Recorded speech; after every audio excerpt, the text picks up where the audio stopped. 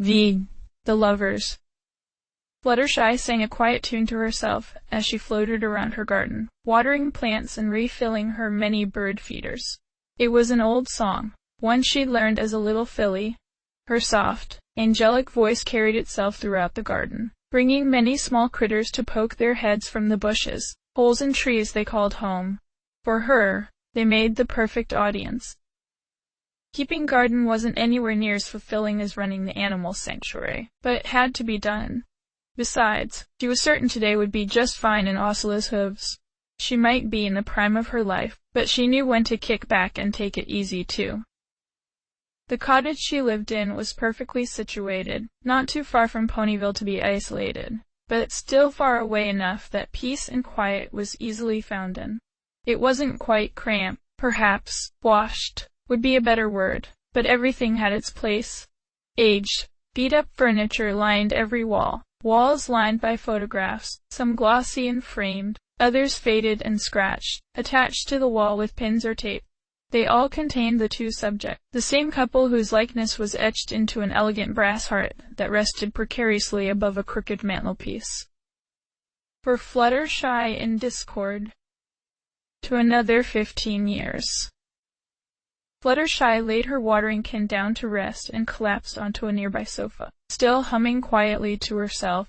Normally, she would have spent the day with Discord, but he'd been awfully withdrawn recently. Every spare moment he had, he was flying around after Twilight, trying to convince her to change her mind about Cozy Glow. Of course, she had been as surprised as any pony when Twilight had let Cozy free, but unlike Discord, she barely gave the matter a second thought. Twilight had made few mistakes as princess, and Fluttershy doubted she was about to start now. She just worried it would be too much for Lester to handle. She had been in such a state the last time the two of them had spoken. A knocking at the door brought her attention back to reality. For a moment, she hesitated, before her hoof hit her forehead in frustration. Of course, she would be here today. Right on time, as always. Fluttershy softly paced her way over to the door and cracked it open a sliver, throwing it open in full seconds later. Sweetie Belle. Oh, I'm so sorry. I completely forgot you were coming today. I haven't prepared any tea or anything. Her voice trailed off as she took in the look on Sweetie's face. It was a complex mess of emotions she couldn't quite define. Sweetie? Sweetie Belle tried to speak, but only a croak came out. Grimacing, she coughed, cleared her throat, and tried again. Can I come in? Of course. Fluttershy stood back from the doorway and allowed Sweetie to enter. With an almost dazed expression on her face, she wandered into the living room and sank into a sofa. Each step so measured and precise, it was as if she expected the floor to give way beneath her any second. Fluttershy followed close behind her, concern mounting. Are you okay, Sweetie Belle? What's happened? Sweetie stopped staring into space and locked gazes with Fluttershy. I'm sorry. I've just been a bit unfocused since. Her jaw snapped shut and she shook her head. Fluttershy sat down opposite her, waiting for her to continue. I've just seen Cozy Glow. She whispered the name, before letting out an involuntary stream of giggles. Oh, sweet Celestia, I'm so sorry. I shouldn't be laughing. Don't worry about it. And Cozy's been free for a good few months now. You must have known you were going to run into her eventually. That's just it. I've been keeping away from Canterlot, just so I knew I wouldn't have to face her. But I didn't see her at Canterlot. I saw her at the School of Friendship. More whispers. Apparently Starlight is letting her teach her.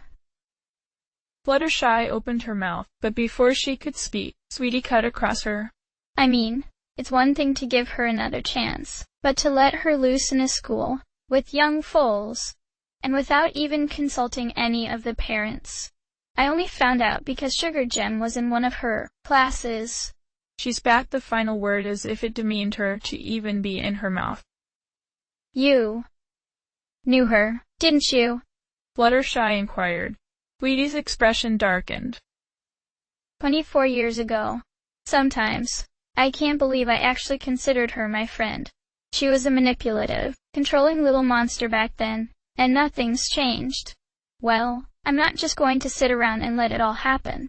I'm going to have Sugar Gem pulled out of her class as soon as I can. And then I'm going to make sure all the parents know just what kind of ponies they let teach at that school. Fluttershy coughed lightly. Sweetie Belle, don't you think you're being just a little She waved her hoof descriptively. irrational? I mean, don't you think Starlight knows what's best for her students better than you? Sweetie Belle grimaced. I'd like to think that too, but you don't know Cozy Glow like I do. That filly is manipulative. I'm sure she's telling Starlight and Twilight and every pony else whatever it is they want to hear, just to get her freedom as soon as she possibly can. Who knows what she'll do when there's no pony around to control her anymore. Cozy. Luster gently tapped her hoof against the door to Cozy's room. The filly had returned from her first lesson in a thunderous mood, and locked herself in her room without speaking to any pony. Though she knew she should respect her students' privacy, she hated the thought of Cozy sitting alone in her room, with only her misery to keep her company. Cozy, please talk to me. Silencein. Cozy, if you don't talk to me, I'm going to have to come in. For the first few seconds, there was nothing. Then, the door creaked open. Cozy Glow poked her head out, her normally cheerful expression replaced with a somber one that put Luster in a state of unease she could not easily describe. Bad first day? You could say that. Want to talk about it? Luster peered over Cozy's head at the gloomy room. We can go out and get something to eat. My treat.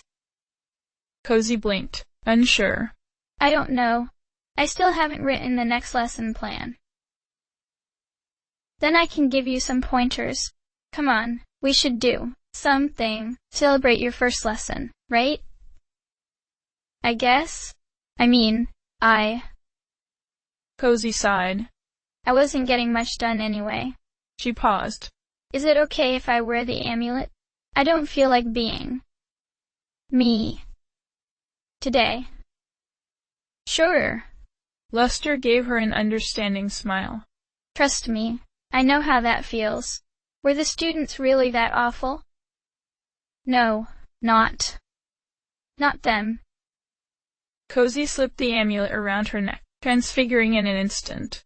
I actually saw somebody I knew back before. Well, all this. Do you know a mare called Sweetie Belle? Rarity's sister? Luster gave a non-committal shrug. Not really. I've run into her a few times. She has a colt at the school, doesn't she? About your age. Yeah, she does. One of my students. Cozy grimaced. I kind of knew her when she was a filly. What? The anger in Luster's voice caused Cozy to jump. I specifically told Starlight to select the students herself. Oh, Cozy, I'm so sorry. I'll write to Starlight and ask for him to be moved to another. Don't worry about it. Cozy hoisted her saddlebags onto her back and motioned towards the door. It's best his learning isn't disrupted. Besides, I wouldn't want him to feel singled out just because I knew him mother. Are you sure? Luster found herself mixed with equal parts pride and concern. I mean, that's very mature of you. But you really don't have to do this. Like I said, it's fine. Besides, I wouldn't be surprised if Sweetie doesn't pull him out of classes now. She knows I'm teaching them. I'm sure she wouldn't do anything like that. You didn't see the way she was looking at me. I know it. She still hates me. Well, that's what I think. Anyway. Sweetie threw her neck back and drained the rest of her glass of wine, before uneasily settling it down on the table between them. Next to Fluttershy's untouched glass Sweetie had insisted on pouring. Fluttershy's heart sank as Sweetie reached for the bottle and started filling her third glass, bottle shaking slightly in her magical aura as she did so. Sweetie, maybe you should slow down. As Fluttershy whispered her protestation, Sweetie drained half of her fresh glass in one gulp and all but slammed the bottle down on the table. Fluttershy trailed off into a quiet squeak. And you know what Sugar Gem is like, won't listen to a word I say. Apparently she's a good teacher, as if that mattered. She could be a professor of alchemy at Canterlot Academy, and I wouldn't care. She threw her head back and groaned. You're so lucky you never had foals. Scootaloo tried to talk me out of it, you know. But then I had to go and get all doe-eyed over Apple Pip. And now look at me. It doesn't help that Rarity spends her every waking moment filling his head with ideas about being a model. I have him shipped off to Guard Academy, but he probably wouldn't survive. How is Rarity? Fluttershy ventured, desperate to distract Sweetie's attention from the wine glass she had begun to raise to her lips. Sweetie merely grunted in response. Still doing better than me, Sweetie muttered into her glass. Downing the remainder with one swift motion, she laid the glass down with an even shakier grip than last time. I think she's on tour, marketing her new line. Fur coats for yaks. She snorted the last line before letting out a fit of involuntary giggles. What next? Winter jackets for dragons? And Pipsqueak? How's he doing these days? Don't get me started. I swear, he spends more time at work than out of it. She glanced down at her empty glass, suddenly looking embarrassed. Sweet Celestia, I must sound awfully bitter. He's fine. Just a little overworked. I would have bought Cozy Glow Up with him, but he doesn't need anything else to worry about.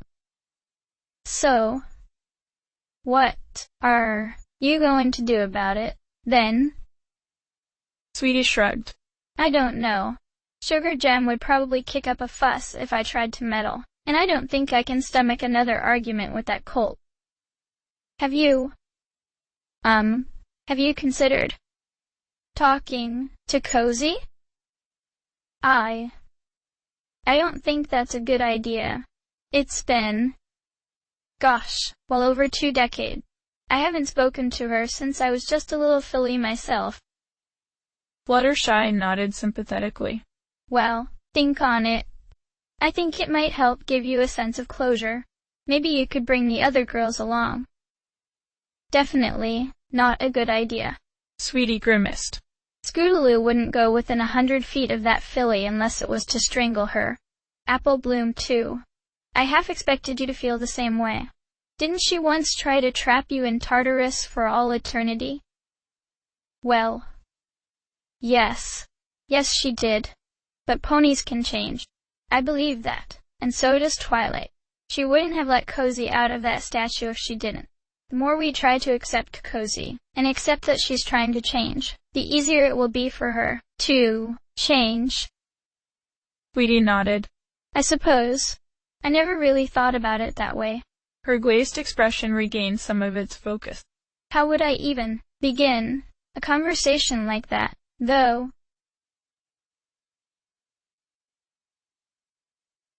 Like I said, most of them got over the novelty of having me as their teacher pretty quickly. Ironically, after that my biggest challenge was trying to keep their attention. Cozy paused to take another sip of her hot chocolate before continuing. It's weird, being the teacher. Twilight always made it look so easy. You'll pick it up quickly enough. Luster gave Cozy a kindly smile. In all honesty, I didn't expect your first lesson to go this well. I'm so proud of you. The corner of Cozy's mouth turned upwards at that. Thanks. I sure hope so. She shuffled uncomfortably in her seat.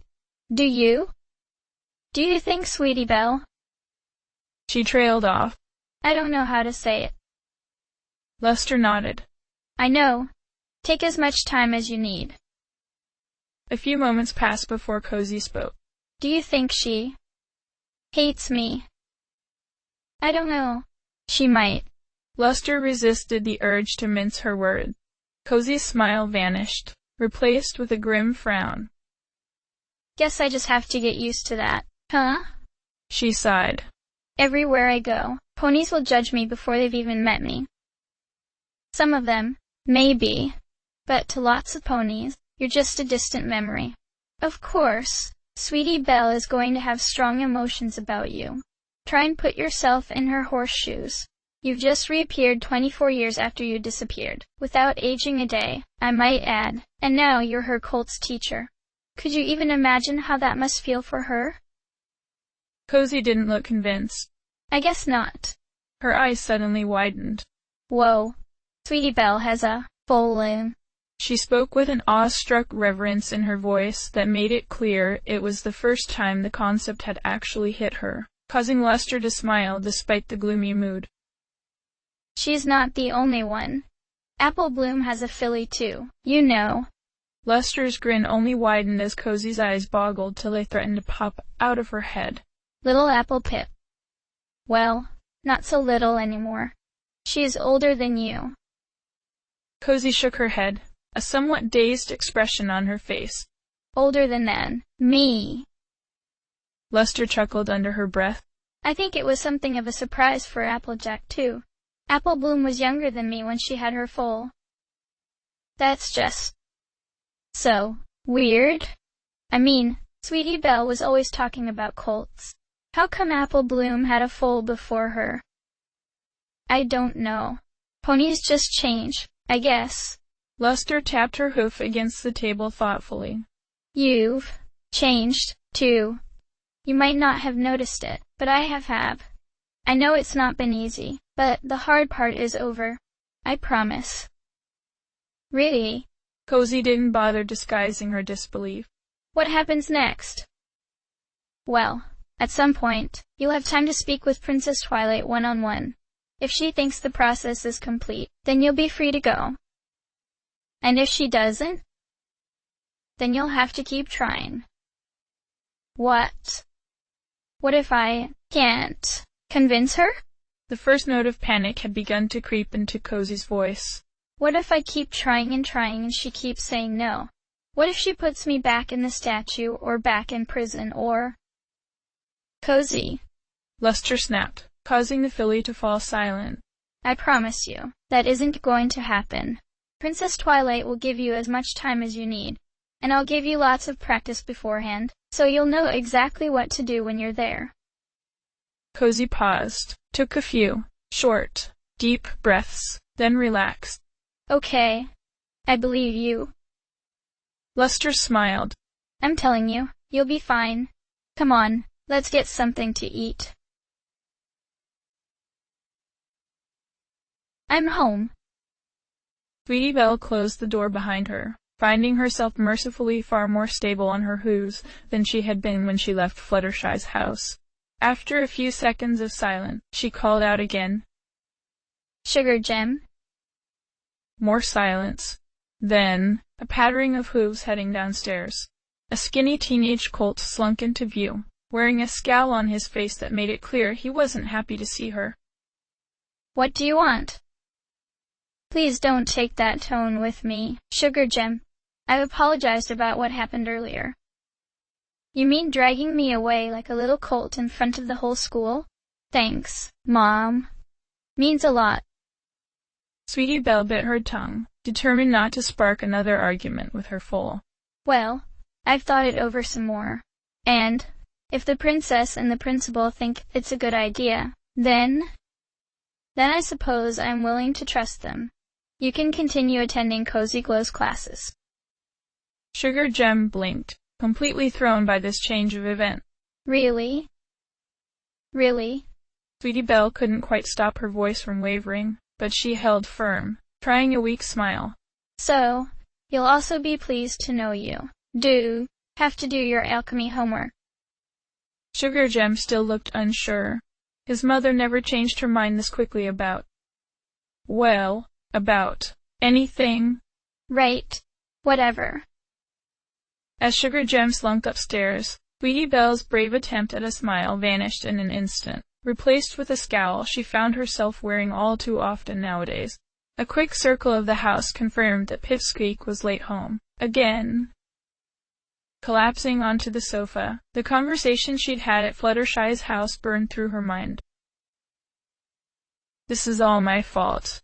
I messed up my test on purpose, so we could all go to school together. I'm sorry.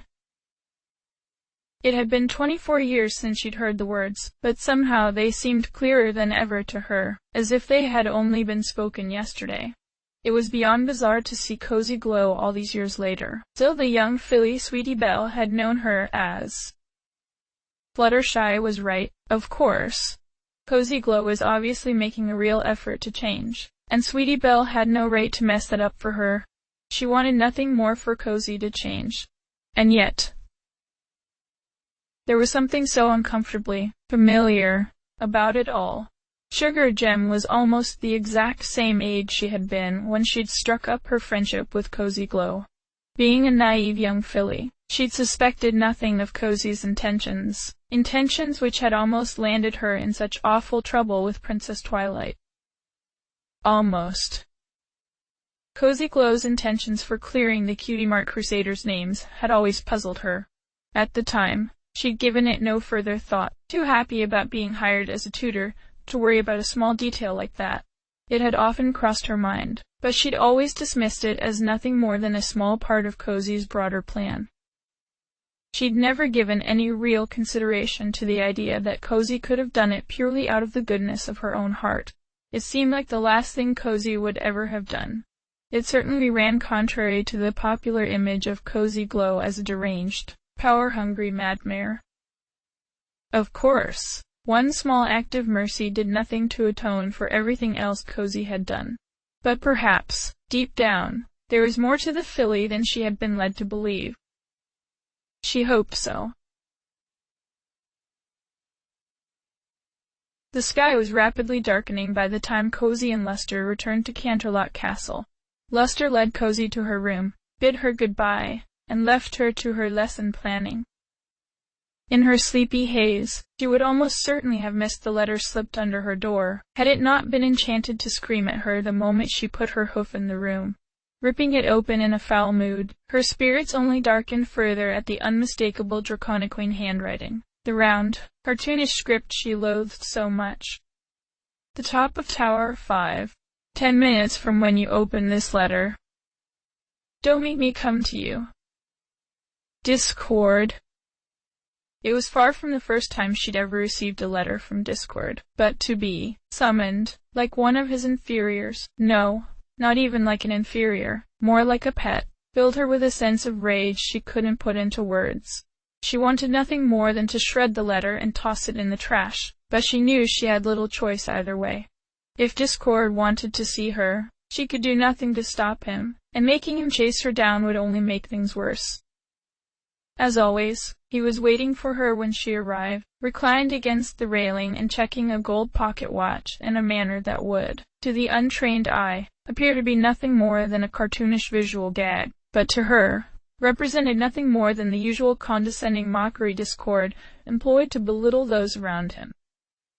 The Draconique's glowing red eyes lit up at her arrival, the pocket watch disappearing in a snap of his fingers.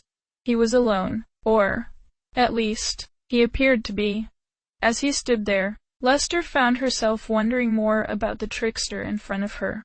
He was several millennia old, at least, and had seen entire aeons come and go. Did he really care about anything? Fluttershy, Cozy, Equestria, all of them must, to him, be nothing more than mere passing blips in his immense lifespan. Well, if it isn't the princess's favorite student. It's been too long, Luster. His wide smile stiffened. Really? It has. Make it quick. Luster tried to sound forceful, but was only able to come up with a voice that sounded irritable. I've got 1,000,001 things to do tomorrow, and I want to get some sleep tonight. As you like. Discord's wolfish grin returned in full force. Princess Twilight and I have decided to act upon our mutual concerns. Tomorrow, Cozy Glow will be leaving Canterlot with me. You may consider it a part of her formal education. What? Lester snarled, horn igniting on instinct. What do you mean? Mutual concerns? Where are you taking her? Miss Dawn, I hope you're not attempting to threaten me. That would be a very bad idea. He coughed. In any case, I don't need to explain myself or my reasoning to you. The only reason I'm even telling you is by Princess Twilight's request. Consider it a test of Cozy Glow's attributes. A month should do it. Rest assured, if she passes, she will be returned to complete her studies. And if she doesn't, Lester's eyes narrowed. Then you won't have to worry about her anymore. As Lester's horn began to glow brighter and brighter, he scoffed. You're not fooling anyone, you know. The first beam of energy caught him off balance and sent him flying over the balcony. For a few seconds, he was out of view. For a mad, impossible moment, Lester wondered if she had killed him. Then, she felt every muscle in her body seize simultaneously, sending her crashing to the floor. Her scream of agony was cut off less than a second after it began, as her voice lost all power. Discord landed in front of her, looking more embarrassed and angry than seriously hurt by a spell that would have vaporized any normal pony. Well, how rude. You know, Twilight thought you were better than this. She thought you'd listen and be reasonable. But I always knew you would react like this. He snapped his fingers, causing her agonizing muscle spasms to freeze in an instant. Cozy leaves tonight.